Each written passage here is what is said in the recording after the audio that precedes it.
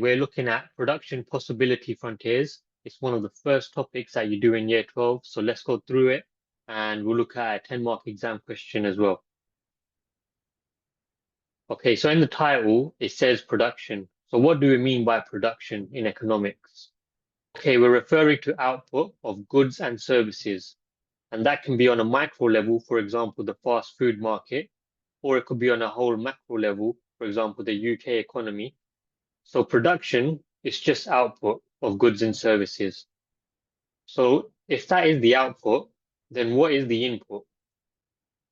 Okay, so the input is what we call the factors of production, also known as the cell resources, which stands for capital, enterprise, land, and labor.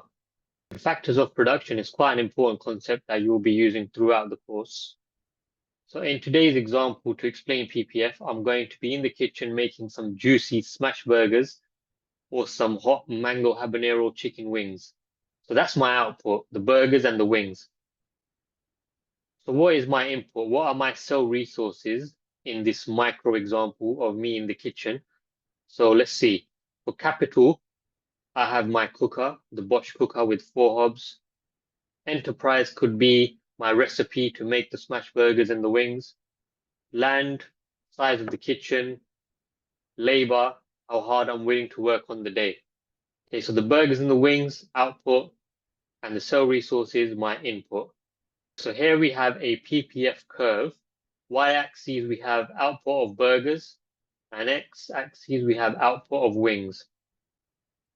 Okay, so the definition that you need to memorize, PPF shows the maximum possible output of 2 goods or services. So in this example, it's the burgers and the wings.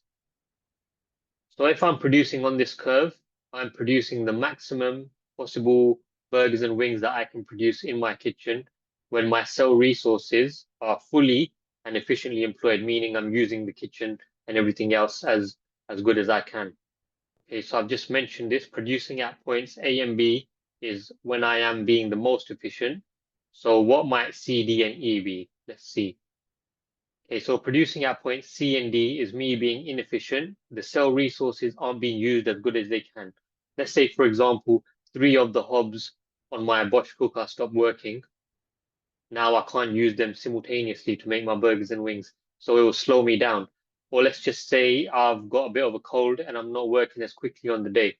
So that will again slow me down and make me inefficient, and I'll be producing at points C and D. Now, on a macro level, there could be unemployment at C and D. Not everyone is working. Or there could be wildfires, for example, that's been happening in the summer, and that is causing inefficiencies in output. Producing at E, it can't be done because we don't have the resources to produce over there. So never mind E. Okay, we've assumed that the resources are fixed in my kitchen, but what if they increase or improve? So for example, I get a new Bosch cooker with 6 hobs, the flames are powerful, and I can cook simultaneously anything that I want to. Or what if I get a larger kitchen, more space, easier to work around, it's more organized, tidy, it'll help me speed up my production. Or labor, I'm having a good day, or maybe I had a coffee and that's making me work faster and harder. So what will happen to the PPF curve if I'm using my cell resources efficiently? There will be an outward shift on the PPF curve. So we'll move from A to B. So anything that causes an increase in the quantity or quality of resources, that will shift the PPF curve outwards. So for example, the HS2 being built, or a 3rd runway at Heathrow, more passengers, generating more income, and this will again increase our productive potential and shift the curve outwards. So what can cause a decrease in our productive potential? Going back to my Bosch cooker example, 3 of the hobs aren't working, slowing me down and shifting the curve inwards. And on a macro level, let's say the unemployment levels are increasing, or there's a pandemic, COVID-19, people are becoming less productive, this will shift the curve inwards. So the PPF curve can show us an important concept, which is called opportunity cost. So for example, burgers or wings, I can either make one or the other. If I make more of one, then I can make less of the other. Another example here, output of cheese or output of yogurt. Milk is needed to produce both of them, but milk is not infinite. It's limited. The number of cows is limited. And so we need to decide, do we want to make cheese or yogurt? Okay, quick knowledge check. You're deciding between producing at either A or B, and both of them are on the curve, so resources are being used well. But what is the opportunity cost of producing 10 blocks of cheese at A? Okay, we're getting 4 pots of yogurt, but what are we losing out on if we produce 10 blocks of cheese? So pause it, think, and then let me know. Okay, so the answer is we're losing out on 5 pots of yogurt. If we were to produce at B, we could produce 9 pots of yogurt, but at the moment we're producing at A, and there's only 4 pots of yogurt. So we're missing out on 5 pots of yogurt, and that is the opportunity cost. Okay, so when exam questions come up on PPF curves, the axes are usually labeled consumer goods or capital goods. They don't have to be, but it's quite common. So what are they? Consumer goods, you can't use these to produce other things. You just consume it and it's gone. Whereas capital goods, you can use these goods to produce other things. So we can see some kind of machinery there that can maybe build something useful like the HS2. Okay, now we're going to look at a 10-mark question. So pause it, have a read through this case study, find the key points, and then we'll look at the question.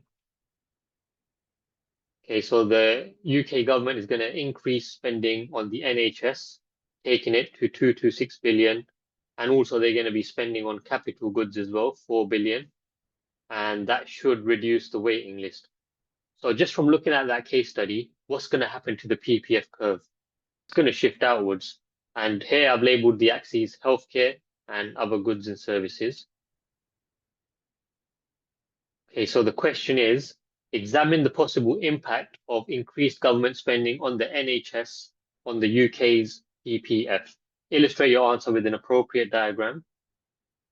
And key point, if you don't have a diagram, the answer will be capped. So you do need to show a diagram if the question is asking for it.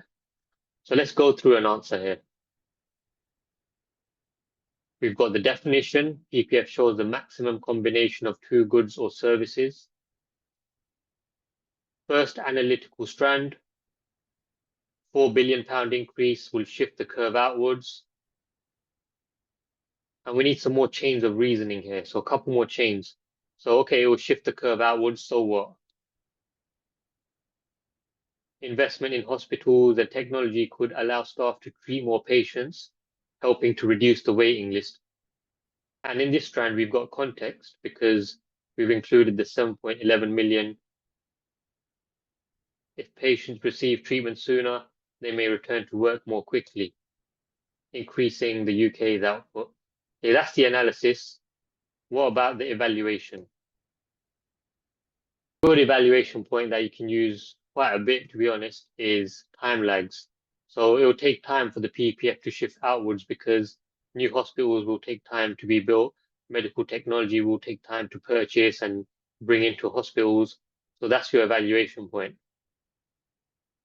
Okay, and we develop further, and then that should give you 10 out of 10. Remember, we've got context throughout. We're referring to the 7.11, the 4 billion, again, the 4 billion over there, and we're linking it back to the question of how it will affect the PPF curve. Okay. And here are some key points to summarize the PPF.